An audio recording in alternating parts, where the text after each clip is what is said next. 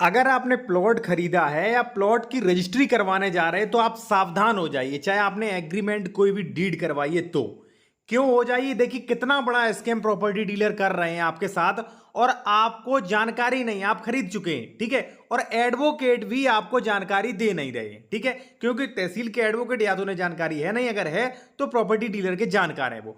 अब देखिए कैसे स्कैम हो रहा है और लास्ट वाली सभी रजिस्ट्री कैंसिल होंगी, 100% कोई नहीं बचा सकता।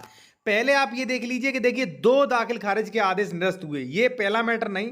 हमारे पास सैकड़ों डॉक्यूमेंट्स चेक होने के लिए आते हैं और कई डॉक्यूमेंट्स में जमीन बेकार निकल रही है, कमियां निकल रही हैं, वही मैं आपको दिखा रहा हूं, ठीक है। देखिए यहां पे अब जब आप देखेंगे साथियों, यहां पे क्या लिखा है कि आनंद बनाम इंतजार निरस्त किया जाता है, ये पत्रावली निरस्त हो गई।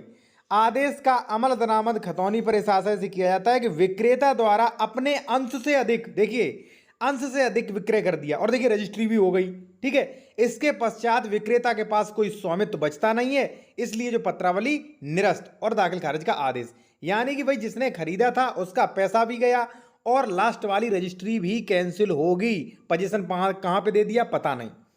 दूसरा देखिए आपके पास मैटर कि अमित कुमार बनाम इंतजार में सह खातेदारक इंतजार पुत्र मुश्ताक खाते पर शून्य अंश होने के कारण, यानी कि 0 अंश था ही नहीं, निरस्त कर दिया। जब अंश था नहीं तो रजिस्ट्री कैसे हो गई भाई? सबसे पहले तो मैं आपको बताऊं, आप ये सोच रहे होंगे कि रजिस्ट्री ऑफिस से मैंने चेक करा लिया, भारमुक्त प्रमाण पत्र 12 साल बैंक से चेक करवा लिया। नहीं, आप स्वयं चेक करें, ठीक है। और रजिस्ट्री में तो कुछ भी हो रहा है रजिस्ट्री ऑफिस में, अब आप चेक करें। मैं आपको बताऊंगा कैसे धोखाधड़ी हो रही और कैसे चेक करें, ठीक है। एक चीज और, अगर आप बेहतर कानूनी सलाह, लीगल एडवाइस लेना चाह रहे हैं, या आप प्रॉपर्टी खरीद रहे हैं, कोई कंसल्टेशन करना चाह रहे हैं, या आप डॉक्यूमेंट चेक करवाना चाह रहे हैं कि ये प्रॉपर्टी भाई उत्तर प्रदेश में खरीद रहे हो, ये प्रॉपर्टी सही है कि नहीं, कोई अंश से अधिक विक्रय, डबल रजिस्ट्री, सरकारी जमीन वगैरह तो नहीं है, कोई विवादित तो नहीं है, ये आप चेक करवा सकते हो, ठीक है, बढ़िया तरीके से। तो कॉन्टैक्ट नंबर वीडियो के डिस्क्रिप्शन में मिल जाएगा। अब देखिए साथियों हो क्या रहा है एक्चुअली, ये दोनों आदेश हुए। ये दोनों आदेश क्यों हुए? जैसे मान लीजिए मैं प्रॉपर्टी डीलर हूं, मैं प्लॉट बेच रहा हूं, आपको प्लॉट रजिस्ट्री कर दिया और आप बाद में जब रजिस्ट्री करवाने जा रहे हैं तो पता चलता है इनका अंश ही नहीं बचा। ये हो क्यों रहा वो आप जान लीजिए। जैसे मान लीजिए साथियों, एक प्रॉपर्टी डीलर मैं हूं, ठीक है, मैंने यहां पे 10 बीघा जमीन खरीदी, मान लीजिए 10,000 वर्ग मीटर खरीदी जमीन, ठीक है।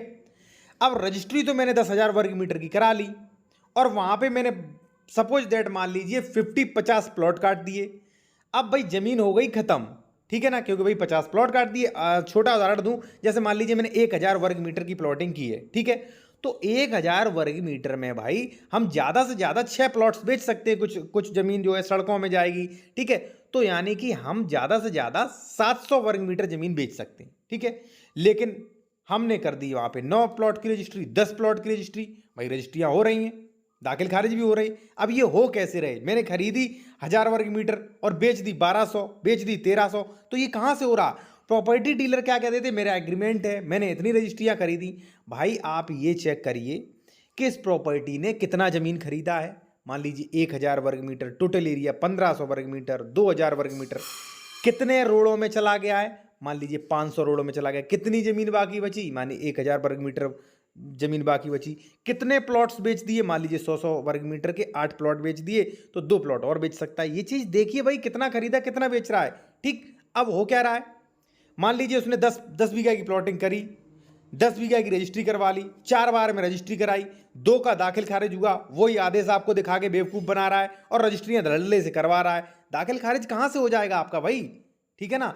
ये बड़ी धोखाधड़ी हो रही है। और यही नहीं, धारा 98 का उल्लंघन, धारा 80, 143 के बिना रजिस्ट्री, धारा 116, 117 नहीं करवा रहे हैं ये, ठीक है। फिर मिंजुमला घाटों में विवाद पड़ रहा है, ठीक है ना, कहीं डबल रजिस्ट्री, कहीं अंश से अधिक विक्रय, कहीं सरकारी जमीन। ये सारी चीजें चेक करिए, हमने कई वीडियो इस पे बनाए हैं, ठीक है ना।